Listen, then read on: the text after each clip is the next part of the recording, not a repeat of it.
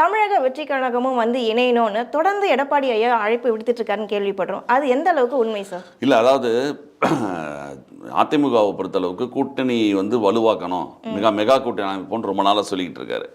ஆனால் நிதர்சனம்னு ஒன்று இருக்குல்ல, ஒரு விஜய் வந்து ஒரு 250 கோடி ரூபா சம்பளம் வாங்குற ஒரு ஆள் வந்து சம்பளத்தை விட்டுட்டு இங்கே வராருன்னா அவர் வந்து ஒரு முதலமைச்சர் வேட்பாளர்ன்ற ஒரு கனவோட தான் வருவாங்க இல்லையா?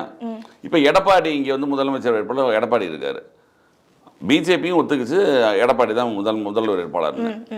விஜய் எப்படி இவங்களோட ஜாயின் பண்ணுவார்? ஜாயின் பண்ணால் யார் முதலமைச்சர் கேண்டிடேட்னு ஒரு கேள்வி வரும். அது இன்னொன்று, அவர் விஜய் வந்து அனௌன்ஸ்மெண்ட் ஆகும் கட்சியில், தீர்மானமே போட்டாச்சு விஜய் தான் முதல்வர் வேட்பாளர்னு. திருப்பி இவங்க எப்படி கூப்பிட்றாங்கன்னு புரியல. அவங்களோட வெற்றி தோல்விங்கிறதுலாம் ரெண்டாவது விஷயம். விஜய் தனியார்னா ஜெயிப்பாரா, கூட்டணியோட தான் ஜெயிப்பாராங்கிறது ரெண்டாவது விஷயம்.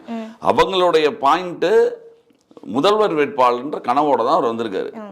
அவர் எப்படி அதிமுக கூட்டணிக்கு வர முடியும்? இங்கே இல்லை, அவர்தான் முதல்வர் வேட்பாளர்ன்றதை இவங்க ஒத்துக்குவாங்களா?